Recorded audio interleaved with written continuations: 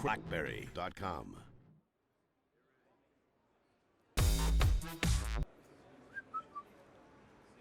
Hey everybody, Kevin here for CrackBerry.com. We are at CrackBerry Live at BlackBerry Live 2013. It's Tuesday afternoon. This morning was the big day, the big keynote. I'm joined right now by Michael Clewley, Director of Product Management for BlackBerry. And we're going to take, I think I have like 10 minutes of your time right now. About that, yeah. So we're going to run through and do a debrief on this morning's big announcements. And I think there were three to me, and you can correct me if I'm wrong, but the ones that really popped out to me in order are the announcement of this guy. It's like, yeah. The BlackBerry Q5. So this is your entry level. It's the mid-tier product, whereas, you know, we have your Q10 and Z10 and of course Z10, we're in America right now. Oh, I'm sorry. I'm Canadian. What can I Z10's say? fine. Don't hold it against me. No, Z10's fine. So it definitely is a medium-tier product for the entry and emerging level markets. Different stylization, different idea, of course, with the product itself. No HDMI, as we discovered as we were trying to set this up here. So that is one of the differences from a hardware perspective. It has a 5 megapixel camera on the rear, and it's a 1.22 gigahertz dual-core processor. So slightly different specs from the Q10, but for the most part, overall, it's the same great software, same great keyboard that BlackBerry users come to expect from our products. So I'm holding this phone right now. It feels very light in the hand. Yeah. So different materials that just are lighter. I mean, it also seems like it's fairly Q10, like frame-wise. Or yeah, I mean, it's definitely different materials. It is a non-removable battery, as you know, no battery door on that as well. Oh, you know what? I didn't know that. So no battery door, it's a non-removable So what's battery, the size of the battery in here? It is about the same or larger. I don't know the specs off the top of my head, but I'm sure we'll get that to you. The other thing at the side there, because no removable battery, we also have the little door for your SD and your micro SIM in there as well. Oh, right like that, side by side. All set up and easy to get in. So this is your next generation curve. You know, with BlackBerry 10, the branding's been simplified. We got the Q series, the Z series now, and this is the new curve. But I'm going to call it the Q5. Q5. That's what it is. Looks good. And color choices. So this is like the curves used to be. We've got more picks coming right from the right out of the hop. Yeah, I mean, Torsten had the red one pulled out from his pocket on the stage, which is looking great. We have white, black, of course, and pink. Are the initial colors that you're going for pink? You know, pretty in pink. Or you're sticking the Q10. Supports breast cancer. That's true. Yeah. Month of May, Mother's Day was just here. Exactly. Breast Cancer Awareness Month. I like that. Exactly. Q5. We were expecting it to come some point, so I was happy to see it announced. Great. Rolling out when? Starting later this summer. Later this summer. In terms of the markets from that perspective. Okay. Now, so that's the device announcement out of the way. Now, Torsten, he just kind of, you know, I guess it's not the high-end flagship, right? So in the keynote, he just kind of announced it and moved on, which was cool, made sense to do. It's the evolution of the BlackBerry 10 products, right? Absolutely. Then keynote went on. Interesting keynote from my perspective because it was very much about introducing the team he's built over the last year with all the C-level guys. You got, you know, Chief Marketing Officer Franck Boubin. You've got Christian Tiara, COO. Didn't bring out the lawyer though. No Steve Zipperstein on stage talking, or the CFO. So probably smart, right?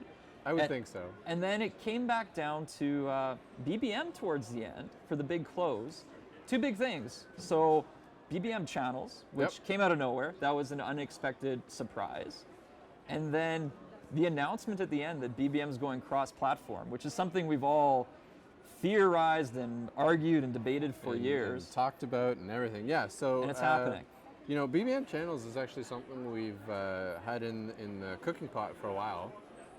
Really talking about how we take BBM to the next level and not only next level in terms of feature set and functionality, but in terms of customer engagement, right? You know, Torsten talked about it this morning where BBM users are always mobile, always on the go, always communicating. Right. And Channels is a great way for you to not only stay in touch with the brands or functions or forms that matter to you while you're on the go, but is a great way for a brand to talk to many, many users. So on that note, I've already got my own BlackBerry channel here. CrackBerry Kevin brand. We've got the CrackBerry Kevin channel, we got the CrackBerry channel. So I'm going to tap into the CrackBerry channel just to show people what it's all about.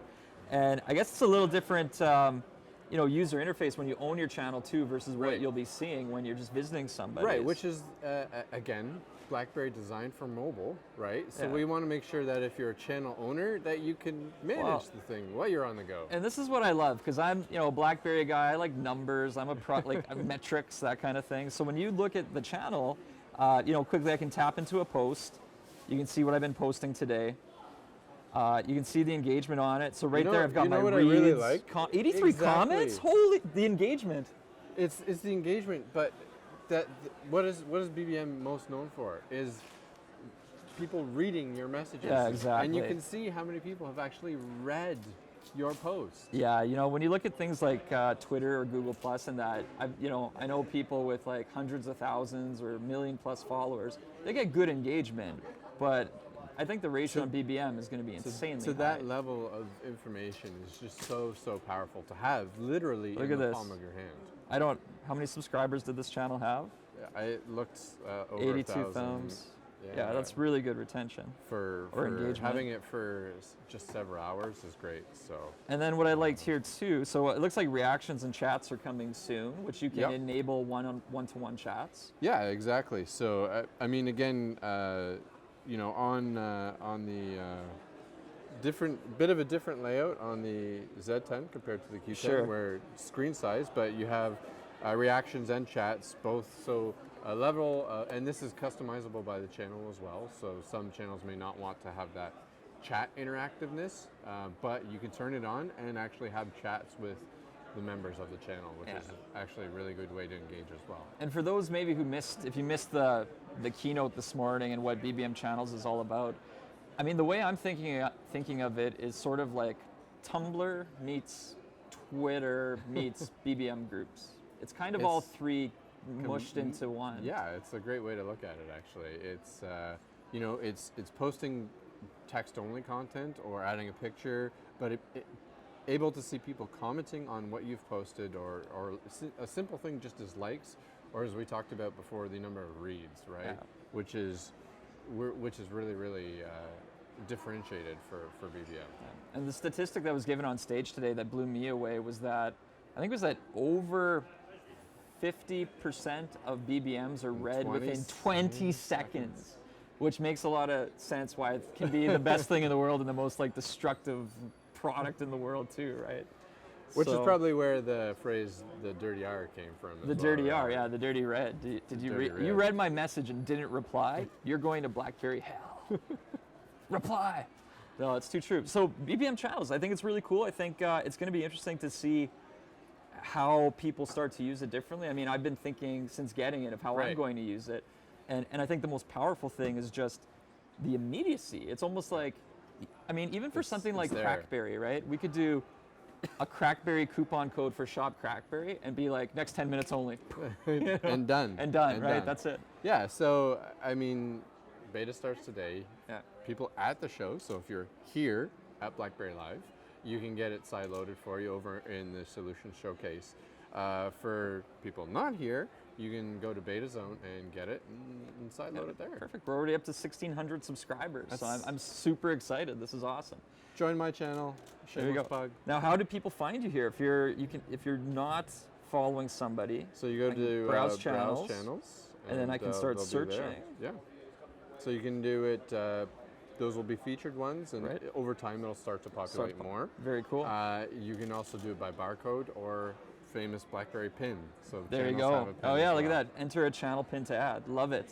We'll. I think we did a blog post already with ours, so we'll definitely put all of our pins out there for our channels. No, really exciting. More exciting though, even more exciting. BBM is going cross-platform. So there was a big yelp in the crowd when this got announced. And that was you. That was totally me. That was me. I could not contain my excitement. This is something we've written a lot of articles about over the years.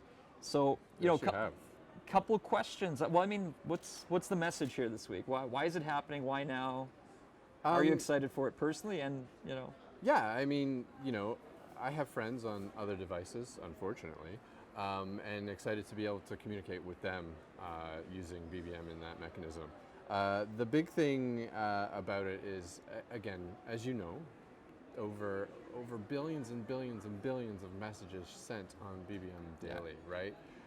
It's really about instant communication, reliable, and it's that private network, right? It's the people you know, the people who are close to you, either friends, family, work, whatever it happens to be. It's that network of people. And now BBM is just expanding that and growing more into all the people you know, and not just the BlackBerry users that you know as well.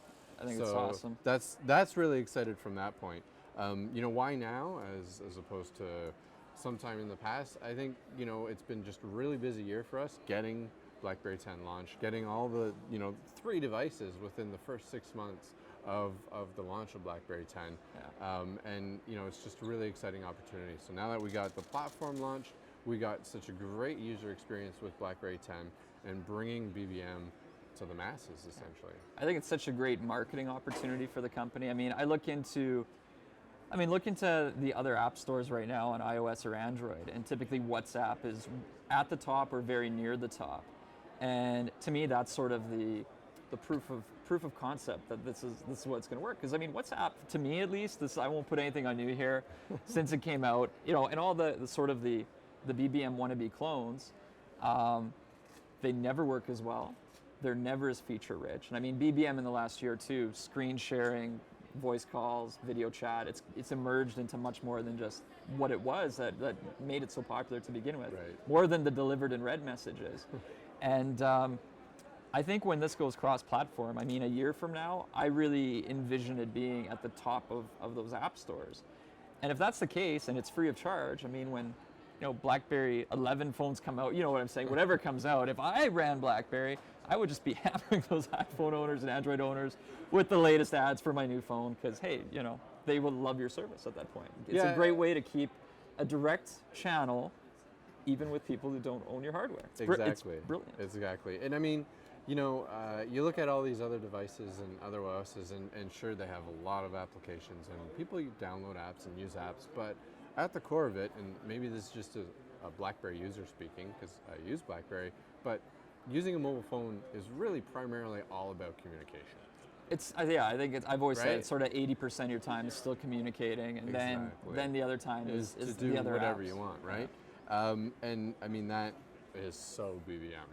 It's communication, right? So I'm really excited for it. I think it's one of those things I was genuinely, and here's why I was so surprised today.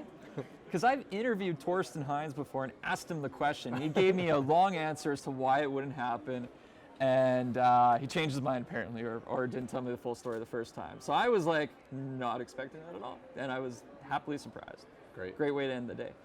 You know, there's other things we're going to be talking about, you know, at CrackBerry Live. We've got a bunch of these segments coming this week. Anything else in the keynote debrief? What was talked about today that we missed that you want to highlight? Yeah, I mean, I think there's a few interesting, you know, above those 3 big things that you called out there. BlackBerry Enterprise Server 10.1 for the IT admin. The unfun BlackBerry is officially here. There's that aspect, but the other part of it is Bez is the management solution now, not just for BlackBerry 7 devices or BlackBerry 10, but for iOS and Android as well, right? So it's that vision of mobile computing and extending that not only to the mobile devices themselves, but how you use those mobile devices and how you manage those mobile devices. And there was a number too. I think over 10,000 Bez 10 installs. I heard. Exactly. Yeah, that's a good number. It's you know, for a product that's only been out 4-ish or so months in an industry that tends to move somewhat slow with software upgrades. Obviously, you know, customers need to make sure they schedule in their windows. They need to go through test cycles and all that sort of stuff. That's a great number for us to start with Bez 10. And then the other really neat part, which actually got some wows in the crowd, was the visionary type stuff in the car. Sure. Yeah, so the video call, Bentley rolled software on stage upgrade today. in the car itself, right? That's big news. So it really goes to show you what is in store for us in the future. So one thing too that became apparent in that segment to me of the keynote, I didn't hear the word QNX a lot. And I don't know if it's an informal thing going on right now or if it's official and just, I don't know. It very much seems, Frank, the CMO, he's really condensing it all down to BlackBerry as the brand. And today was kind of the first, I almost felt like it was testing the waters to see what the reactions will be of having the BlackBerry brand take over the QNX brand maybe in these other installations. And I think that's a really important thing, because obviously QNX is embedded in all sorts of industry applications. And when you start to think about BlackBerry beyond just phones, beyond tablets, beyond BBM, it starts to become just a massive entity, right? It's kind of like QNX is Skynet, and Skynet is BlackBerry, and in the year 2046, when something goes wrong, it's going to be BlackBerry to Not sure I would connected those dots, I took it Kevin, too far, but it's powerful, and I don't know, was I reading that right, do you think? Can you talk on that? I mean, who knows what's in store for the future in terms of that? What I would say is QNX, however you would like to pronounce it. There's many different variations. Even people within that are split on the pronunciation. It's still that. Speaking of brands, that brand still carries a lot of weight in the automotive industry specifically, right? And it is highly recognized. So, I don't know what the long-term plans are for any rebranding in terms of that, but it is there's what powers there's BlackBerry 10, in the car was right? the message today, right? Exactly. It's beyond the phone. Yeah, and I mean, that's just the first part of how BlackBerry moves into the car, and whether it's BlackBerry is in your console or whether it's BlackBerry is in your phone and you take your phone into the car, and how does that all interact and everything. Yeah. There's a lot of stuff happening there for sure. Awesome. Michael, I think I took a lot of your time today. I know you got commitments and things to get to, but I think we covered it there. That was a pretty good, quick debrief. I'm going to do like the same debrief with Adam today and a few other guys, and it's going to be us talking about these things, but there's a lot to talk about. I think that perspective was really good. We got the BlackBerry extra touch there, and it's always good to hear from you. And you survived without a haircut this time. Survived without a haircut, and this is pretty good. I think we said we weren't going to have new hardware at the show, and we did. I'm excited. So the question for you, yesterday when we talked, you had no expectations. Did we mind blow, or? So BBM cross-platform to me, yes. I mean, I really thought that wasn't going to happen. I thought that was a decision that was long made and not being revisited. So, and to see it for free and ultimately coming at feature parity, that's really interesting, because you're talking much more than just a WhatsApp or something. You're going far beyond with voice and screen share, and I think the BBM brand is strong. Can't wait to see it on iPhones and Android phones. Looking forward to everything. But not Windows phones. We don't need them. So that's it. Cool, Michael. Thanks again. Take care. That's it for this installment of CrackBerry Live. Keep it locked to CrackBerry. We got lots more coming your way soon.